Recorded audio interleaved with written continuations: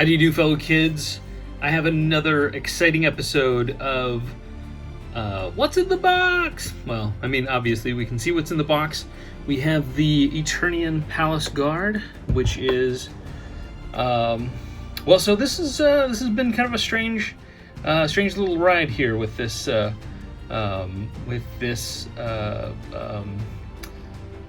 action figure. I first caught wind about it, I think, on social media, and at the time it was only available at Big Bad Toy Store, so I do have one on pre-order, but I guess a week ago, or not too long ago, there were these kind of rumors on social media that they were available at Big Lots, and they were available through the Big Lots website, and some people, bought it that way.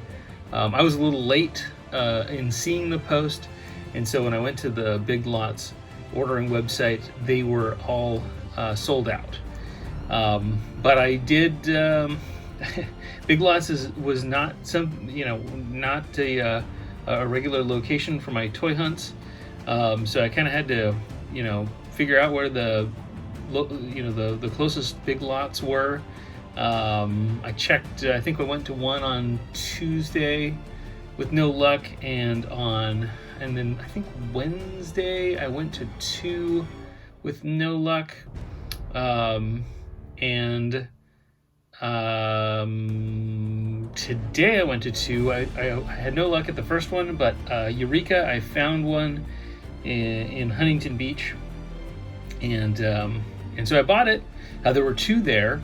I thought about getting another one, but since I already have one on pre-order, I think having a couple of these. I don't usually go too crazy with the army builders, just 2, 3 sometimes if it's a figure that I really like. But I think having a couple is fun. I don't need 20 because there are a lot of different army builders, and and even in the Masters of the Universe, where there really weren't, they didn't have this figure back in the 1980s. They didn't have a lot of army builders. In fact, I think the only army builder there was the Horde Troopers, and they had the pack that was a convention exclusive. But I think the rumors is the most recently revealed wave includes a Horde Trooper, so I'll probably pick up a couple of those too. So they're just kind of cool to put in the background with with their faction. Masters of the Universe is mostly all about the individual characters anyway. They show some options here. He can either be the Eternian Palace Guard, or with a switch of a couple of things, he can be the kind of the vintage style Man-at-Arms. So comes with the Man-at-Arms head. And he doesn't have a mustache because in the 1980s the action figure did not have a mustache. The mustache was added, added in the cartoon or the animated series, the Filmation series, and so he's got this is really cool. Man-at-Arms only had like one armor on one side. The Eternian Guard has armor on both arms, both legs, and he's got that special chest armor, or a different chest armor, differentiated from the Man-at-Arms chest armor, and he has a he's got an axe and a shield. Those were both weapons that came with originally came with Castle Grayskull, and that was reused. This axe was reused for Scareglow, and the shield, although actually the Origins Castle Grayskull did not come with the shield. I'm actually looking just to to validate myself. But yeah, it didn't come with that shield. I think.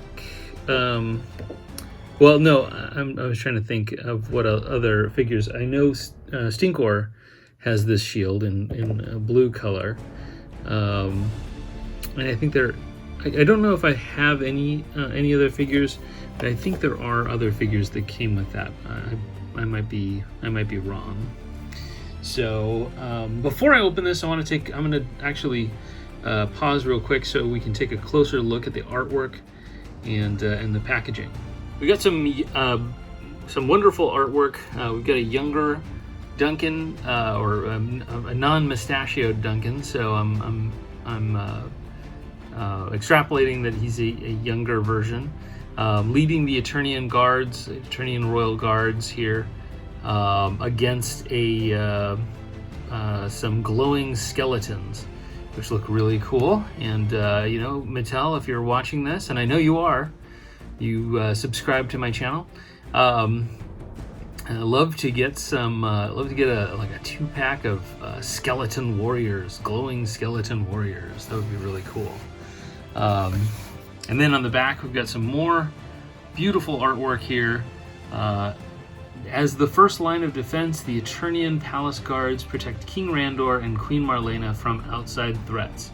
And we're probably looking at Skeletor here with some sort of amulet.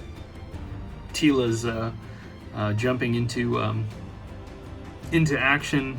It looks like they've this amulet has frozen or turned Man-at-Arms into stone or something like that. We got this guard right this guy looks cool. I've got a King Randor and a Queen Marlena. So yeah, I'm expecting those action figures to be released anytime now. So we also have the cross-sell. This is in the same, kind of cross-selling with the same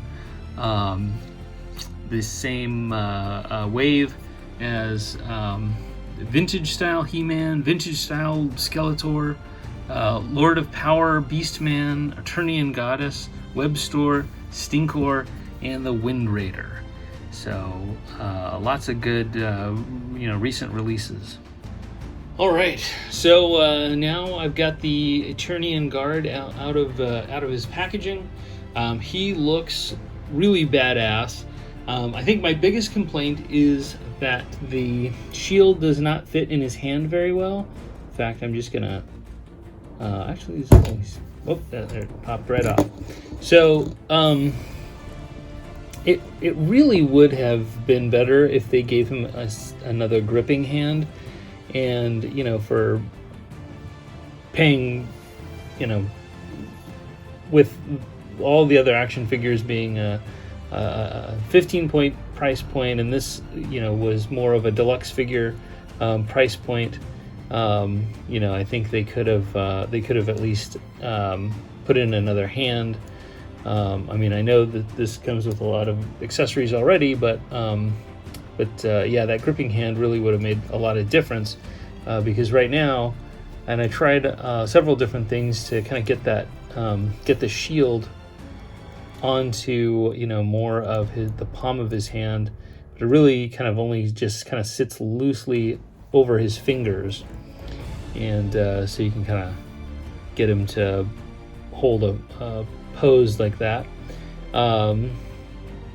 So he does come with the alternate head. The alternate head resembles the vintage style Man-at-Arms. The markings on the helmet are identical to the Eternian Guard, but they're actually different than the Origins Man-at-Arms. I'm gonna grab Man-at-Arms here. So they do have different markings. Man-at-Arms has a little bit more detail on the helmet than this one. So I don't know which one most closely resembles the helmet from the vintage version, but yeah. And then if you look at them The Origins version has a little bit of a wider face, a little bit of a wider chin. This one has a little bit more of a narrow chin, and so they're not. It's not the exact same sculpt with and without the mustache. They're a little bit different. So, and then of course the Eternian guard came with some additional accessories. Came with the same mace as Man-at-Arms and the chest armor for Man-at-Arms. There are a few differences in the paint application. You can see that there's sort of this red buckle on the Eternian guard's belt, and then the Eternian guard also has painted wrist cuffs, and Man-at-Arms does not. He has it's just plain plastic with no with no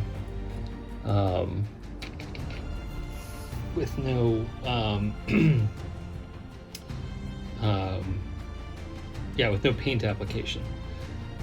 So there's the Eternian guard. He looks pretty badass. Really really cool figure. I'm glad that they released these. This is I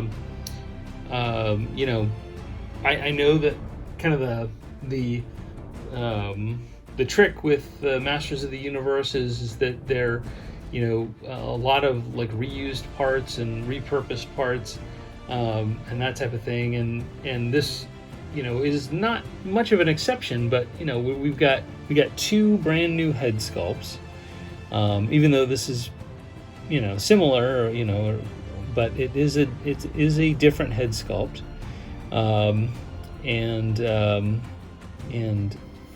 then we got the armor. We got a right leg, two right arm pieces, and then the chest piece, and then these are both repurposed. But we got some